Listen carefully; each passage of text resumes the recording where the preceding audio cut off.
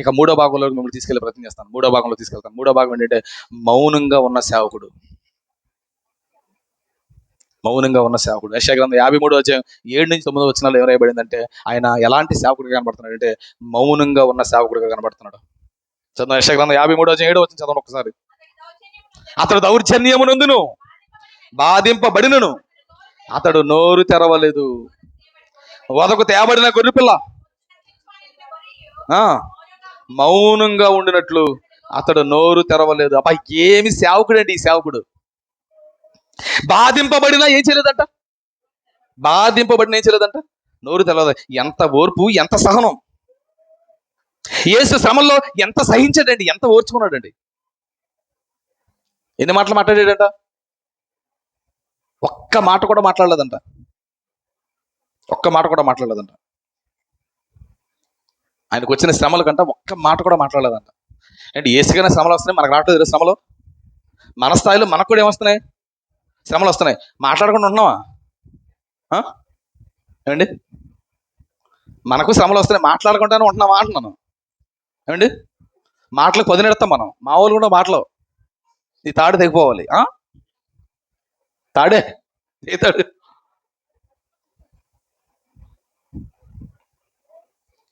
ఆయన శ్రమల్లో మౌనంగా ఉన్నాడు. ఆయన నమ్మిన పిల్లలుగా మనం కూడా శ్రమలు, బాధలు, ఇబ్బందులు, ఇరుకులు వస్తున్నప్పుడు ఎలా ఉండాలి? మౌనంగా ఉండాలి. ప్రభు స్పందించినట్లే స్పందిస్తున్నావా శ్రమల్లో? ప్రభు శ్రమల్లో ఎలా స్పందించాడట? మౌనంగా ఉన్నాడంట. మౌనంగా ఉన్నాడంట. మౌనంగా ఉన్నాడంట.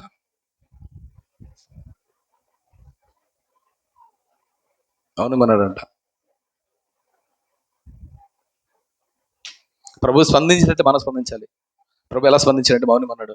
మనం కూడా శ్రమలు వచ్చినప్పుడు మౌనంగా ఉండడానికి ఏం చేయాలి? ప్రయత్నించాలి. ఇదే ప్రభు విధానం. ఇదే ప్రభు విధానం. ఏసు ఒక్క మాట కూడా మాట్లాడలేదండి. ఏసు ఎంత గ్రేట్ అండి. ఏసు చాలా గ్రేట్. ఇదే విషయాన్ని పేతురు గారు కూడా ఇదే విషయాన్ని కోట్ చేస్తూ రాసేటువంటి పేతురు గారు ఏం రాస్తున్నారు చూడండి. యెషయా గారే కాదు, పేతురు గారు కూడా రాశాడు. ఎందుకంటే దగ్గరగా చూశారు కదండి. ఆయన సిలువ వేస్తున్నప్పుడు, లేకపోతే ఆయన తీసుకెళ్తున్నప్పుడు ఆ జనాభాలో ఉండి పక్కన ఉన్నారు, వీళ్ళంతా చూస్తా ఉన్నారు. పేతురు ఏం మాట్లాడుతున్నారు చూడండి. పేతురు రాసిన మొదటి 2:22 వచ్చింది. పేతురు రాసిన మొదటి పత్రిక 2:22 వచ్చింది. ఆయన పాపం చేయలేదు, ఆయన నోట ఏ కపటము కనబడలేదు, ఆయన దూషింపబడ్డాడంట ఆ రోజు. కానీ ఆయన ఏం చేయలేదంటే బదులు దూషించలేదు. ఆయన బదులు దూషించలేదంటే అర్థం ఏంటి? నోరు తెరవలేదు. ఆయన నోరు తెరవలేదు. ఎందుకంత సహనాన్ని ప్రదర్శించాడు అని అంటే ఆ పేతురు చెప్తున్నాడు. ఎందుకయ్యా పేతురు, ఎందుకు ఆయన నోరు తెరవలేదు? ఆయన ఎందుకు నోరు తెరవలేదని చెప్తున్నాడు. 21వ వచనంలో చెప్తున్నాడు. క్రీస్తు కూడా మీ కొరకు బాధపడి మీరు తన అడుగు జాడ యందు నడుచుకునేటట్లు మీకు మాదిరి ఉంచిపోయాడంట. అంటే మనకు మాదిరి చూపించడానికి మన సేవకుడు ఎలా మారిపోయాడంట? మౌనంగా మారిపోయాడంట. ఆయన మౌనంగా మారాడు. ఆయన నమ్ముకున్న మనం కూడా ఎలా మారాలి? మౌనంగా మారాలి. తమ్ముడు పొందాక ఒక మాట మాట్లాడుతున్నప్పుడు నాకు గుర్తుకొచ్చింది. పశ్చాత్తాపడ్డం అన్నదంట ప్రాక్టీస్ చేయాలంట. పశ్చాత్తాపడ్డం ఏం చేయాలి? ప్రాక్టీస్ చేయాలి. ప్రతిరోజు మనం చేసే పాపాలను పశ్చాత్తాపడాలి. ప్రాక్టీస్ ఉండాలి. అంటే మౌనంగా ఉండడం అన్నది కూడా ప్రాక్టీస్ చేయాలి. నువ్వు రోజు మౌనంగా ఉంటున్నావు అనుకోండి, బాధల్లో కూడా నీకు ఏం అలవాటు ఉంటుంది? ఎలాగో మౌనంగా ఉంటావు కనుక.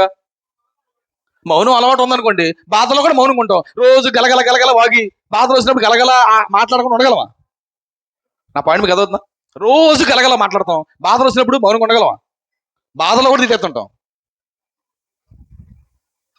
అంటే బాధల్లో మనం మౌనంగా ఉండాలంటే అసలు మౌనంగా ఉండడం కూడా నీకేం ఉండాలి? అలవాటు ఉండాలి. అందుకే ఎక్కువగా మాట్లాడొద్దని చెప్తున్నాను. విస్తారమైన మాటలో దోషం ఉంటుంది. ఎక్కువ మాట్లాడొద్దు. ఎంత అవసరం అంత మాట్లాడండి. ఎంత అవసరం అంతే మాట్లాడండి. ఓవర్ వద్దు, అతొద్దు. మన భాషలో సొళ్ళొద్దు, సొళ్ళు కబుర్లు వద్దు. అపారం కోసం పాపారం ఎందుకు? నీకు ఎందుకు చెప్పు? నీ పని ఏంటి?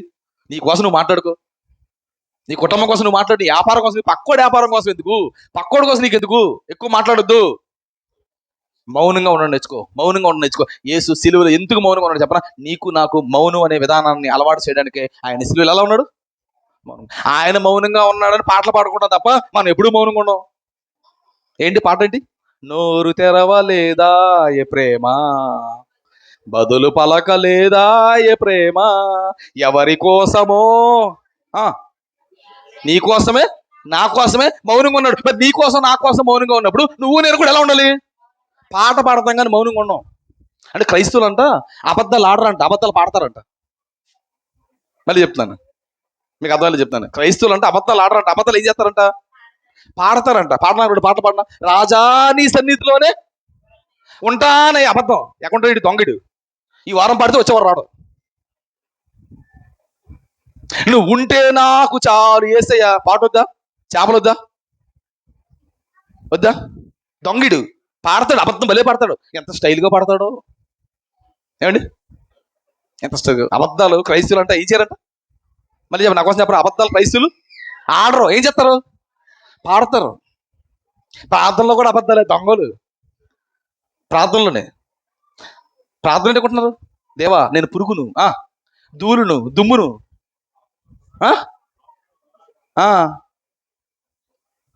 నేను పిల్లిన దేవా అంట, ఇంటికి వెళ్ళి నేను పుల్లి అంట, తగ్గదంటది ఈవిడి. ప్రార్థనలు అబద్ధాలు, పాటలు అబద్ధాలు, ప్రసంగాలు అబద్ధాలు. నోరు తెరిస్తే అబద్ధాలు. ఎందుకు? మౌనంగా ఉండొచ్చు కదా. మాట్లాడి పాపం చేసే కంటే మౌనంగా ఉండడం నేర్చుకో. మన ప్రభు సిలువలో మన కొరకు మౌనంగా ఉన్నాడు, మనల్ని కాపాడడానికి మౌనంగా ఉన్నాడు. అంటే మౌనంగా ఉంటేనే నువ్వు కాపాడబడతావు అనుకున్నాడు, మౌనంగా ఉన్నాడు. అదే నేర్పించాలనుకున్నాడు. మనం కూడా ఎలా ఉండాలి? మౌనంగా ఉండాలి, మౌనంగా ఉండాలి. అంటే ఈ రీతిగా ఆయన చరిత్రలో ఎలా కనబడుతున్నాడు అంటే, ఎలా కనబడుతున్నాడు? మౌనంగా ఉన్న సేవకుడిగా మిగిలిపోయాడు.